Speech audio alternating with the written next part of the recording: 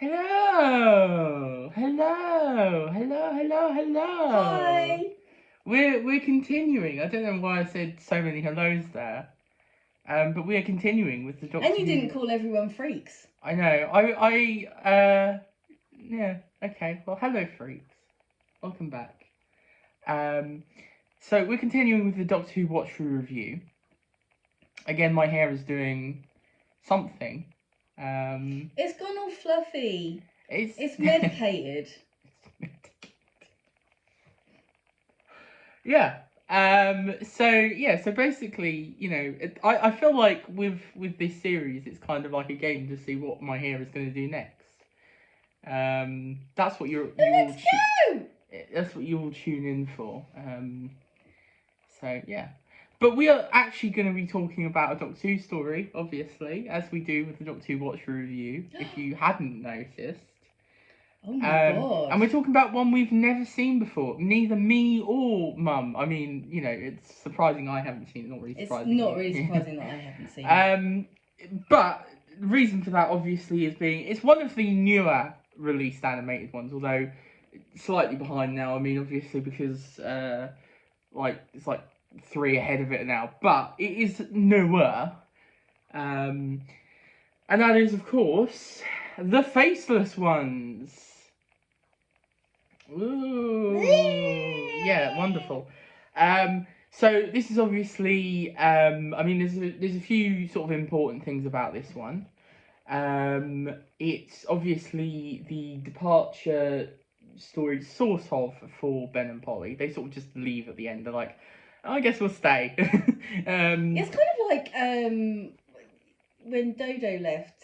Yeah, it's sort of very. They don't get a big farewell or anything like that. Well, the thing with Dodo is she just sort of disappears. She just disappears. At least they get a goodbye. At least they get to say, "Oh, we want to stay here." Yeah. At least they get a goodbye. As opposed to we put her out into the country to retire. Supposedly she said that she wanted to stay in the country, but we don't know if we believe that. No, they put her out to pasture.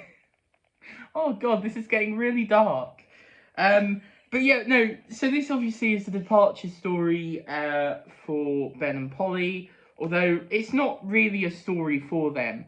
I'd say this one's quite important for setting up Jamie as a companion, because obviously we've had him for a little while, but I mean, obviously for us it's a little bit different because quite a few of his stories are missing. Obviously his first one's missing, which is a shame, so we haven't seen those. It is.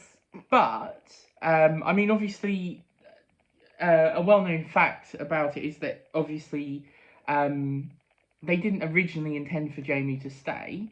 So when he did, there was obviously a lot of reshuffling and stuff. So it meant that the stories he was in with Ben and Polly, so like obviously the moon base, he was knocked out for basically the entirety of that story. And even when he did wake up, he wasn't like really, he played more of a secondary role, like a background character, it felt like. And same with the Macra Terror.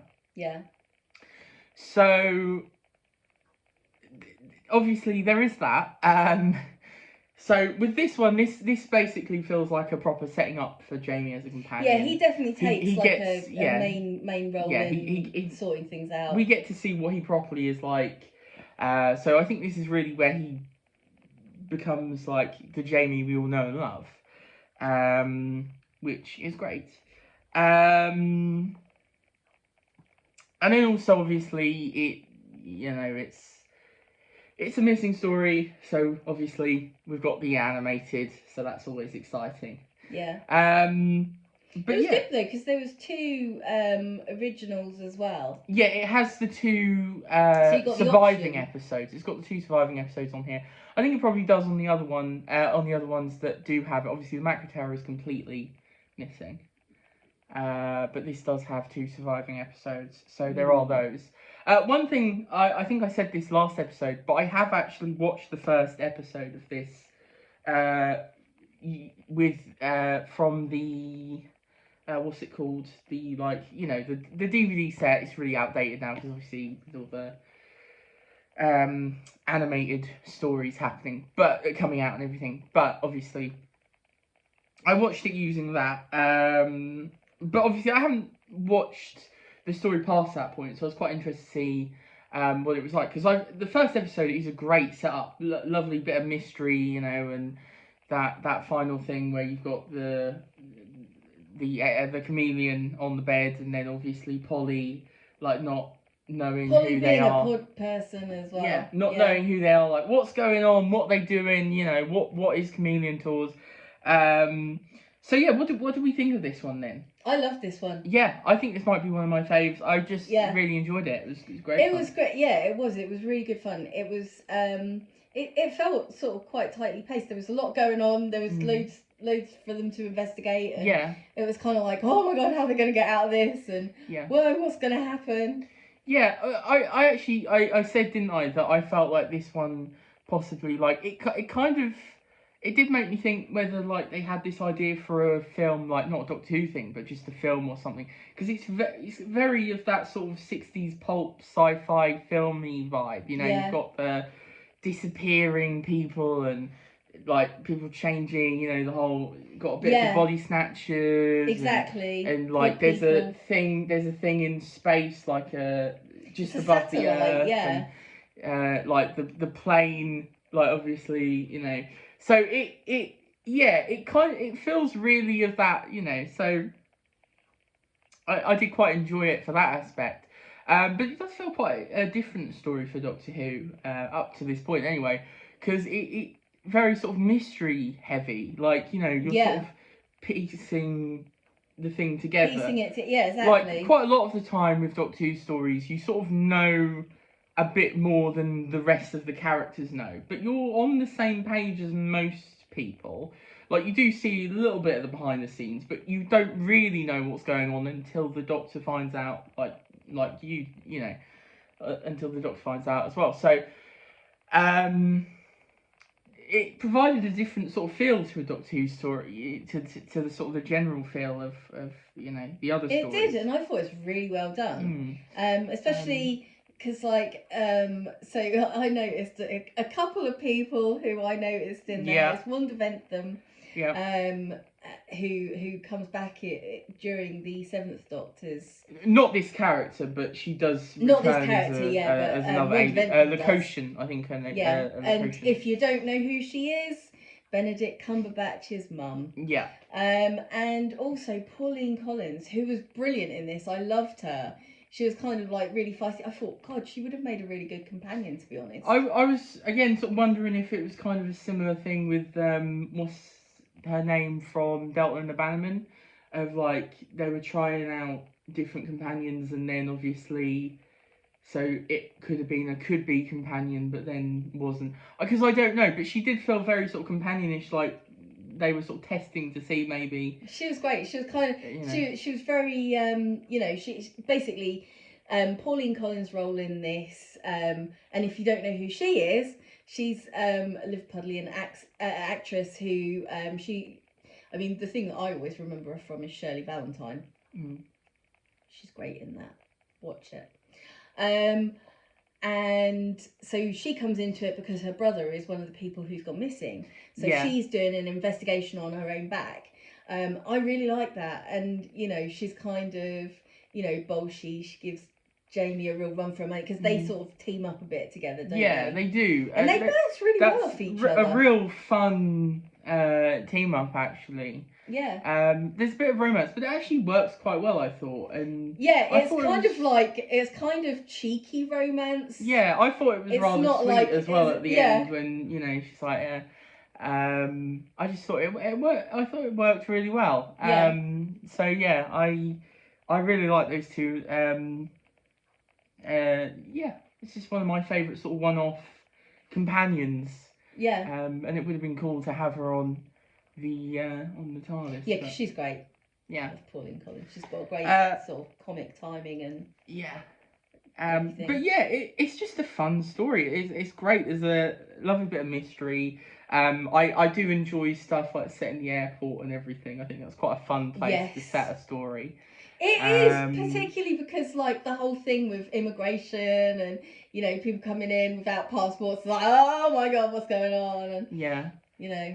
And then, I mean, also, it sort of capitalises on a little bit of the sort of, like, some sort of fears of like, you know, the mysteries of flights disappearing and stuff, which I thought was quite fun because obviously this one, so you know, it's the Chameleon tours are like a youth like it's like Club 1830 basically budget thing.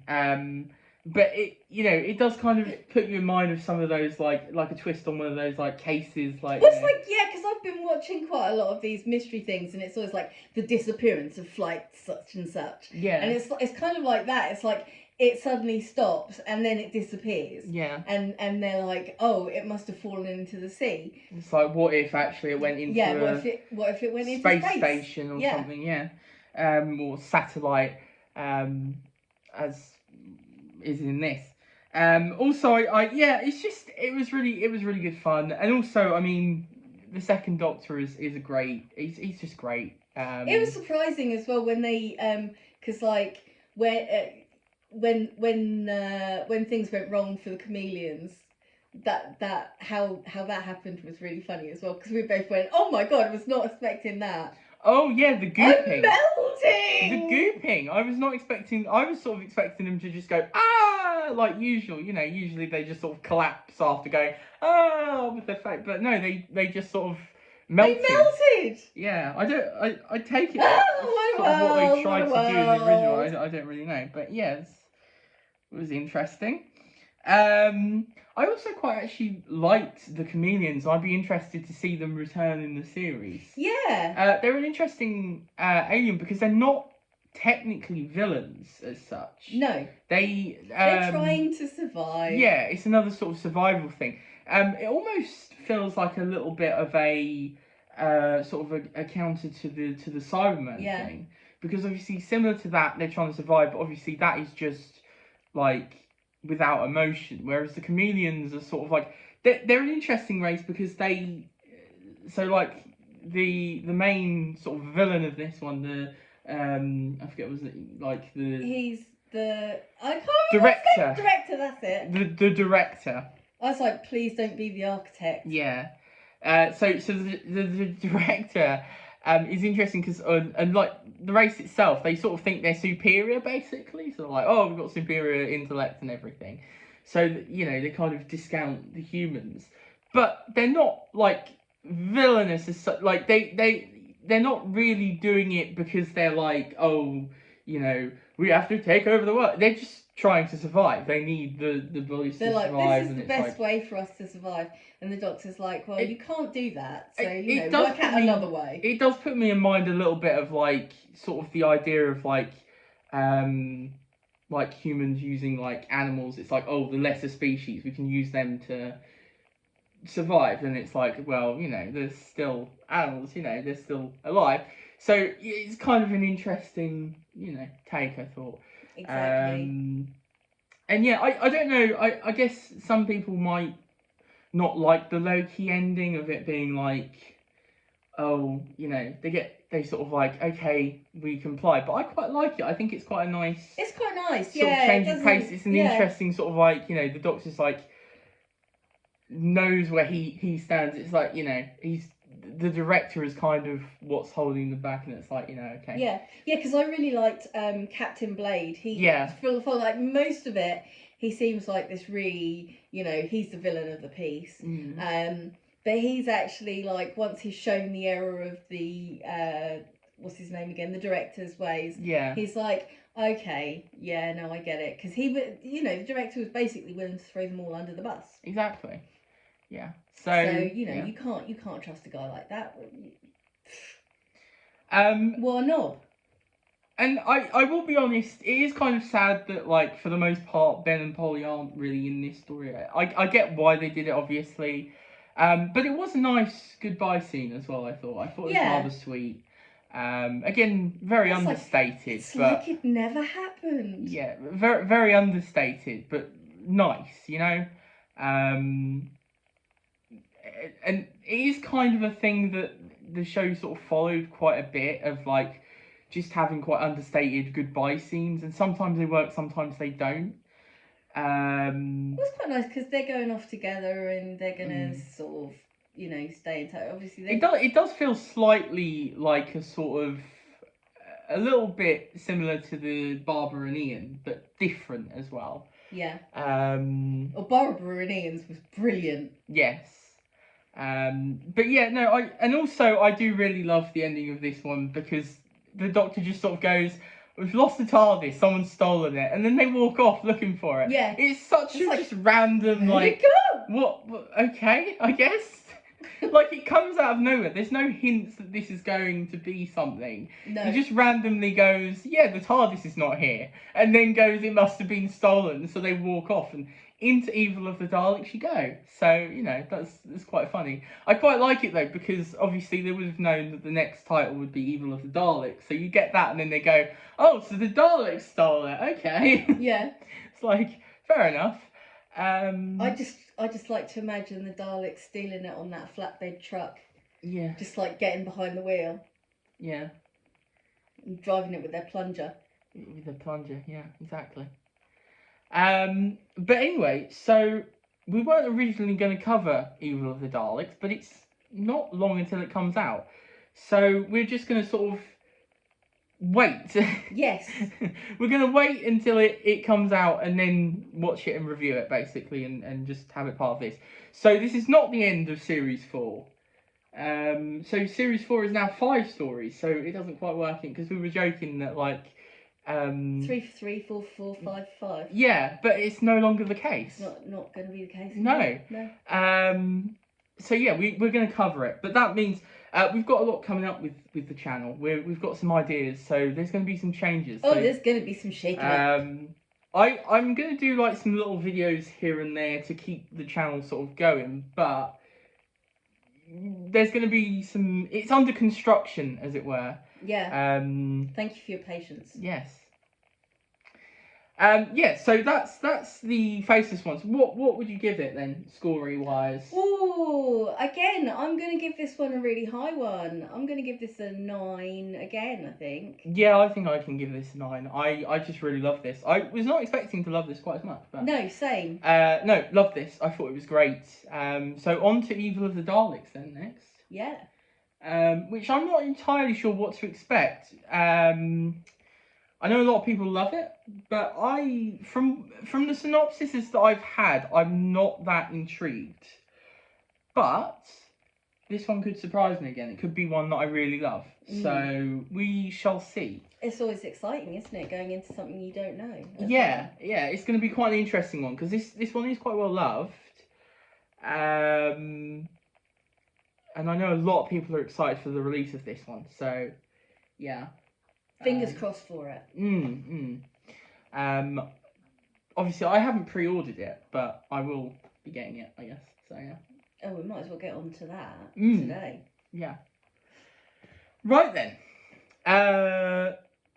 Guffy-wise, it's in the description, but obviously Twitter. There will be some changes, but for now, the Twitter is the same. I will be taking it over. Yeah, sort of. Well, you are. Yeah, no, you are going to take it over. I will be taking it over. Things will change, but stuff down there for now is as is. So there is the Twitter, the podcast. You can find that all down there. So yeah, and subscribe, like, comment. Do all the things that you do with a YouTube video. Click on the thumbs up and press the bell to be reminded. Exactly. So that is the little spiel that you have to do, and then we'll see you next time for Evil of the Daleks. More Daleks fun. Yes. Woo! All right. See ya. Bye.